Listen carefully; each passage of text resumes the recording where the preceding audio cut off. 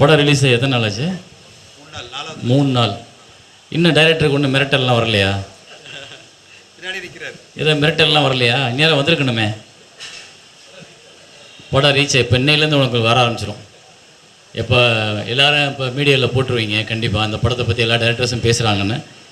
ஜாதி சம்மந்தப்பட்ட விஷயம் சொன்னோன்னா கண்டிப்பாக அந்த ஜாதி சங்கத்தை சேர்ந்தவங்க, ஜாதியை வச்சு அரசியல் பண்ணிகிட்டு இருக்க பெரிய பெரிய தலைவர்கள் எல்லாருமே வந்து இப்போ அந்த படத்தை பார்ப்பாங்க. கண்டிப்பாக டைரக்டர் வந்து ஒரு மாதம் தூங்க விட மாட்டீங்க. எங்கேயோ ஒளிஞ்சிருக்க போகிறாரோ இல்லை எங்கேயோ மறைஞ்சிருக்க போகிறாரோ தெரியாது. ஆனால் இதெல்லாம் ஃபேஸ் பண்ணணும். இதெல்லாம் ஃபேஸ் பண்ணால் தான் இந்த மாதிரியான சினிமாக்கள் எடுக்க முடியும். இந்த மாதிரி சினிமா வந்து கண்டிப்பாக மக்களுக்கு தேவை. மாற்றம் வேணும், மாற்றம் வேணும்னு சொல்லிக்கிட்டு இருக்கோம். ஆனால் சமூகத்தில், நான் சொல்கிற திரையுறையில் சமூகத்தில் மாற்றம் வேணும்னு சொல்கிறப்போ சினிமாவோட பங்களிப்பாக வந்து இந்த படத்தை நான் பார்க்குறேன். சினிமா வந்து ரொம்ப ஈஸியாக மக்களை போய் சேர்கிற ஊடகம். அப்போ என்ன சொல்ல வர்றோன்றது ரொம்ப ஈஸியாக சொல்லிட முடியும். இந்த படத்தை பொறுத்தவரை நான் செகண்ட் ஹாஃப் மட்டும்தான் பார்த்தேன், ஃபஸ்ட் ஹாஃப் பார்க்கல. பட் செகண்ட் ஹாஃப் பார்த்ததுலேருந்து என்னால் புரிஞ்சுக்கிட்டதும், அப்புறம் இப்போ நண்பர்கள் பேசின வச்சு புரிஞ்சுக்கிட்டதும், அரசியலில் வந்து காலகாலமாக கடந்த 50 வருடங்களாக வந்து நம்ம வந்து ஒரு அடிமைப்பட்டு போயே கிடக்கிறோம். எந்த மாற்றங்களையும் செய்ய முடியாமல், எந்த விஷயங்களையும் நம்ம எடுத்த தீர்க்கமான முடிவை வந்து கொண்டு வர முடியாமல், எங்கேயோ சோரம் போய் எங்கேயோ ஏதோ ஒரு பிழைப்புக்காகவா, காசுக்காகவா, இல்லை பயந்தாங்கொழித்தனமா, இல்லை எந்த இடத்துல நம்ம எதிர்க்க முடியாமல் முதுகெலும்பு இல்லாமல் ஓட்டு போடாமல் பயந்து உட்காந்துக்கிறோம். அந்த அளவுக்கு வந்து நம்ம பயந்து போயிருக்கிறோம். ஆனால் அந்த மாற்றத்தை கொண்டு வரணும் அப்படின்னா இந்த மாதிரி படங்கள் வரணும். இந்த மாதிரி படங்கள் வந்தால் தான் மக்களுக்கும் நம்ம செஞ்சு பார்க்கணுன்றது தோணும். மாணவர்களுக்கும் வந்து இளைஞர்கள் சக்தியை தான் வந்து அரசியல் ரொம்ப பயன்படுத்துது. அரசியல் ரொம்ப பயன்படுத்துறது ரொம்ப அழகாக காமிச்சிருக்கார். ஒரு அரசியல்வாதிகளோ ஒரு ஜாதி கட்சிகளோ வந்து மாணவர்களை, இளைஞர்களை எப்படி பயன்படுத்திக்கிறாங்க தன்னோட அரசியலுக்கு அப்படின்றத ரொம்ப ரியலாக ரொம்ப அழகாக காமிச்சிருக்காரு விஜயகுமார். இந்த மாதிரி படங்கள் வரும் பொழுது பார்க்குற மாணவர்கள் தூண்டப்படுவார்கள். தன்னை நம்பி வந்து எதிர்க்க வந்து தன்னோட கிராமத்தில் வரக்கூடிய அரசியல்வாதிகள் செய்கிற பொய்களை, பித்தலாட்டங்களை, இல்லை பண்ணுற ஊழல்களை, இல்லை அநியாயங்களை எதிர்த்து நின்று அடிக்கணும், தட்டி கேட்கணுன்ற ஒரு உணர்வு வந்து இளைஞர்களுக்கு வரும் இந்த படம் பார்த்தாங்கன்னா. அப்படி தான் எனக்கு தோணுச்சு. எனக்கு இப்போ இந்த படத்தை நான் பார்த்தா, தேர்தலுக்கு முன்னாடி இந்த படம் வந்திருந்தால் அட்லீஸ்ட் ஒரு 100 இடத்துலேயே கரெக்டாக பண்ணியிருப்பாங்க.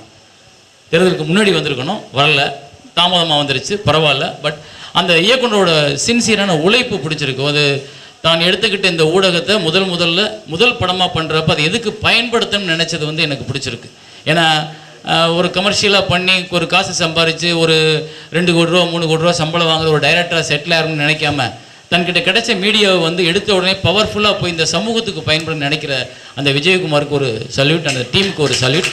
கண்டிப்பாக வந்து நீங்கள் இது மாதிரி படங்கள் எடுங்க. இது மாதிரி படங்கள் எடுக்கப்படும் பொழுது பிரச்சனைகள் நிறையா வரும், இடர்பாடுகள் நிறையா வரும். ஆனால் காலம் தாண்டினாலும் நீங்கள் பேசப்பட்டு கொண்டே இருப்பீர்கள். அதுதான் சினிமாவோட பெரிய சக்தி. நமக்கு மார்க்கெட் இருக்கணும், மார்க்கெட் இல்லை நீங்கள் நம்பர் 1 நம்பர் 2 அந்த கவலையெல்லாம் கிடையாது. ஆனால் உங்களை பற்றி இந்த சமூகம் பேசிக்கிட்டே இருக்கும், உங்களை பற்றி இந்த சமூகம் ஞாபகப்படுத்திக்கிட்டே இருக்கும். அந்த போல் வந்து ஒரு இடத்தை கொடுக்கக்கூடிய படம் தான் உரியடி. இதை வந்து தயார் பண்ண நலன் குமாரசாமி அண்ட் நண்பர்களுக்கும், இதுக்கு இனிஷியேட் எடுத்து இப்போ பண்ணிகிட்டு இருக்க தனஞ்சயன் சாருக்கு என்னுடைய வாழ்த்துக்கள். ஏன்னா நிஜமாக நான் தேசிய கீதம் பண்ணும்போதெல்லாம் அப்படி இல்லை எனக்கு யாரும். ஏன்னா நான் வந்து ஒரு தேசிய கீதம் பண்ணும்போது கிட்டத்தட்ட சுமோவிலே 15 நாள் வாழ்ந்தேன் நான். ஏன்னா சுமோவில் ஒளிஞ்சிருந்து 15 நாள் வாழ்ந்தேன். என்னை அவ்வளோ தேடிட்டு இருந்தாங்க இந்த தேசிய கீதம் படம் பண்ணப்போ. அதனால் நான் என்ன சொல்கிறேன்னா, இந்த மாதிரியான இளைஞர்கள் நிறைய வரணும். எடுத்துக்கிட்ட படத்தை, எடுத்துக்கிட்டு இந்த மீடியாவை வந்து சரியாக பயன்படுத்துகிற இளைஞர்கள். ஆச்சரியமாக இருக்குது இந்த பசங்களை பூரா பார்க்கும்போது. எல்லாம் புதுசு, ஆனால் ரொம்ப அழகாக, ரொம்ப ஒரு ரியல் சினிமாவாக அந்த அரசியல் பேக்ரவுண்டில் என்ன நடக்கும், யார் எப்படி சூழ்ச்சி பண்ணுவாங்க, எவன் வந்து நம்பி கழுத்திருப்பான், எவன் வந்து எதுக்கு நின்று முட்டுவான், எவன் வந்து எப்படியெல்லாம் பண்ணுறாங்க. வயலன்ஸ் சொல்கிறான். நிஜமாக ஒரு சொன்னது மாதிரி இது வயலன்ஸ் கம்மியாக இருக்குது. இதை விட பயங்கரமான வயலன்ஸ்லாம் வந்து சமூகத்தில் நடந்துக்கிட்டு இருக்குது. அதை நம்ம காட்டுறதுக்கு நமக்கு சென்சாரில் அனுமதி இல்லை. இல்லாட்டி இதை விட பயங்கரமான சினிமாலாம் எடுக்க முடியும், கண்டிப்பாக எடுத்து காட்ட முடியும். ஏன்னா காட்டும்போது தான் ஒரு அவேர்னஸ் கிரியேட் ஆகும், எச்சரிக்கை உண்டாகும் மக்கள்கிட்ட. இந்த மாதிரியான விழிப்புணர்வு கொண்டு வரதுக்கான படமாக நான் இதை பார்க்குறேன் மக்கள்கிட்ட. மாணவர்கள் குறிப்பாக 2 விஷயத்தில் அவங்க அடிமைப்பட்டு போய் கிடக்கிறாங்க. ஒன்று, அரசியலில் எது உண்மையான அரசியல்னு தெரியாமல் யார் பக்கமோ எல்லார் பக்கமும் பின்னாடி போய் நின்று தங்களோட வாழ்க்கையை தொலைச்சிக்கிட்டு இருக்காங்க. அவங்களுக்கு இந்த படம் ஒரு சிறந்த எடுத்துக்காட்டாக இருக்கும்.